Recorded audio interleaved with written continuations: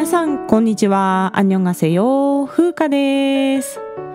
さて9月に入りました。朝晩は多少暑さが和らいできた感じはありますが、今年は結構暑さが長引くみたいですね。早く秋が来てほしいですよね。個人的には秋が最も好きな季節なんです。バラードを聴きながら秋晴れの少し肌寒い風の中、落ち葉を踏んで歩くのが大好きなんですね。早く秋になってほしいと思います。さて今月のテーマはイ・ムンセ先生です。非常にキャリアが長い歌手で名曲もありすぎるくらいある方なので、もうイ・ムンセ先生だけで1年番組ができるくらいだと思います。もはや1年間イ・ムンセを聴こうでもね、いけるぐらいなんですよ。なので今月はイ・ムンセ先生の入門編ということで、皆さんにぜひ聴いていただきたい曲をピックアップしてリクエスト曲とともにお届けいたします。1週目はカモシンさんのリクエスト曲、2、3週目は私が選んだイ・ムンセ先生の名曲、4週目はハルスイソさんのリクエストでピョンジンソプさんの曲をお届けいたします。そして今月紹介する曲は全曲ドラマ応答せよ1988の OST か挿入歌になっております。つまりこの時代を代表する曲たちなんですよね。なので今月3週目のトーク会では応答せよのドラマの話もちょっと入れようかなと思っております。賢い私生活もそうなんですけれど、シン・ウォンホ監督のドラマのおかげで2000年代以前の韓国バラードが日本でも認識されるようになって非常にありがたいんですよね。私自身も1980年代や90年代の韓国の歌謡曲をリアルタイムには知らなかったんですね。で、遡って聞いたんですけれども、本当にいい曲がたくさんあって、でもその感動を誰かに伝えようにもちょっとマニアックすぎて誰とも会話が成り立たなかったんですよ。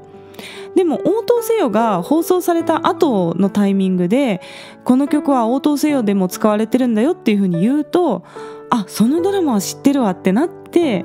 なんかね、ただのマニアックな人から韓国ドラマの背景を語れる人に昇格したっていうかですね、やっぱり応答せよができてから、あとはね、圧倒的にこう話を聞いてもらえることが多くなりましたね。で、この番組でもやはり OST になっている曲を扱う回は再生回数が伸びる傾向があります。なのでドラマを入り口にして韓国バラードに興味を持たれる方っていうのも多いんだと思いますね。そして今回は韓国バラードの大祖イ・ムンセ先生を紹介する回です。この番組でも去年の4月に皇帝シリーズをやりまして、シン・スンフンさん、ソン・シギョンさんをバラードの皇帝として紹介したんですが、時代の流れで説明しますと、イ・ムンセさんが初代皇帝とされております。イ・ムンセさん以前の歌謡曲というのはトロットといってですね、日本でいういわゆる演歌のような曲が中心だったんですが、イ・ムンセさんの楽曲からポップミュージックのコード進行に感傷的な歌詞を載せる楽曲がヒットしてですね、これが韓国バラードという概念の原点とされています。ちょうど1980年代の後半あたりなんですが、この時代の韓国の音楽はとても面白いんですよ。演歌っぽい曲と、あとポップスと演歌が融合したような曲もあって、こう音楽の時代の転換点みたいなものを感じられます。私はもう自分が声が出なくなって歌えなくなったら人文系の大学院に行ってですね、1980年代後半あたりの韓国歌謡をね、研究してみたいななんて密かに思っていたりします。そしてイ・ムンセさんと同時期にもう一人ユ・ジェハさんというシンガーソングライターの方がいらっしゃって、この方も韓国の歌謡の歴史においては非常に重要な方なんですが、ちょっとマニアックなのでまたね、機会を見ながらいずれ紹介したいと思います。そしてその後ですね、バラードを得意とする歌手、いわゆるバラード歌手というジャンルができるんですね。そして一世を風靡した歌手として次世代の皇帝が1990年代を中心に大ヒットしたシン・スンフンさんなんですが、こちら同時期に活躍したバラード歌手としてピョン・ジンソプさんも非常に実績のある方です。でこの方がハルシストさんがねリクエストしてくださった曲の原曲歌手です。そして90年代後半からはチョ・ソンモさん、2000年代前半からはソン・シギョンさんが皇帝ということで現在に至るという流れなんですね。私が韓国バラードを聴き始めたのは2000年代の前半からなので、最初からイ・ムンセ先生を知っていたわけではなくてですね、いろんな歌手がカバーしているのを聞いて後から知ったんですね。しかも数年間の間はイ・ムンセさんの曲のカバーだって気づいてなくて、それぞれの歌手のオリジナル曲だと思ってたんですよ。でこの番組でも何度か話題にしているんですが、ソン・シギョンさんのリメイクアルバムというタイトルのアルバムがあって、こちらは私のお気に入りのアルバムの1枚なんですが、中でも特にいい曲だなと思ってたのがソニョ少女という曲だったんですね。でこの曲がね、ちなみに応答せよ1988の OST になっている曲なので、今月ソニョはカバーします。でそして同時期に聴いていたチョ・ソンモさんのクラシックっていうアルバムのキップンパムルダラソ、深い夜を飛んでという曲、それからキンボムスさんのアルバムにもクデワヨンワに君と永遠にという曲が入ってたんですよ。でこの頃ですね、2000年代前半にイ・ムンセさんの曲をリメイクするのが流行っていたそうなんですね。でもう私はそのカンバラを聴き始めて、最初全然気づかずに数年経ってから、いろんな人のアルバムの中で特にいいと思っていた楽曲が全部イ・ムンセさんの曲のカバーだったって知った時があってですね、衝撃を受けました。全部イ・ムンセさんじゃんみたいになって、でそれからイ・ムンセさんの楽曲を遡って聴いていったんですね。ではイ・ムンセさんの基本情報から紹介していきます。イ・ムンセさんは1959年生まれの現在64歳でいらっしゃいます。でもね、60代に見えないんですよ。きっとすごく自己管理をきちんとされていらっしゃるんだと思うんですけど、もうスラッとしててね、背が高くてすごいかっこいいです。もうイケオジ代表みたいなビジュアルをされています。でイ・ムンセさんは顔がね面長なんですよね。でニックネームが馬だったらしいんですけどなんかそれだけ聞くとちょっとひどいあだ名のように感じるかもしれませんが、歌の響きにとっては顔の長さってアドバンテージなんですよ。私はね、歌手は顔が大きい方がいいと思います。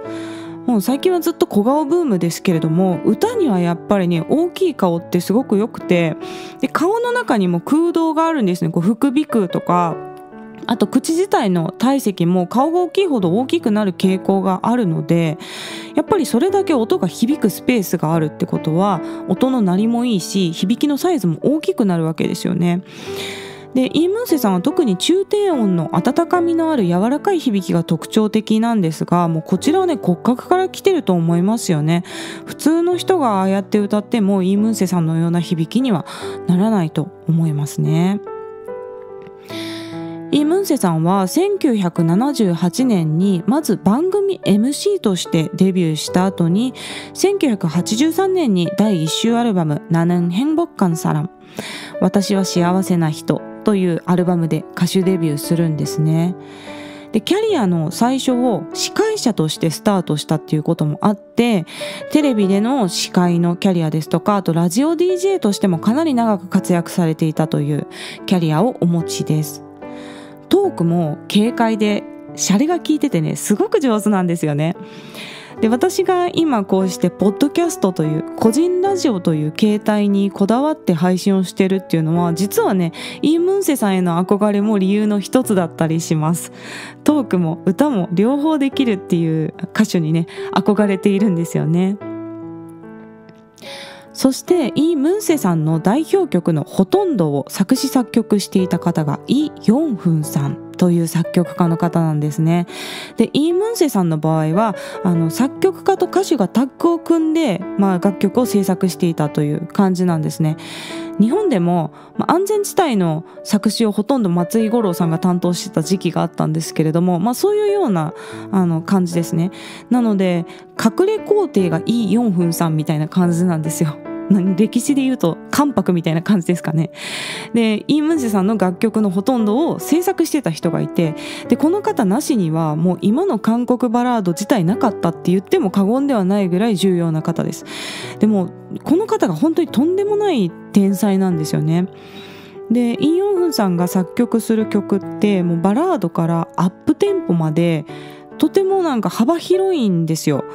でなんとなく共通するところがありながらも同じ作曲家が作ったとは思えないぐらい多彩な曲を作曲されてるんですね。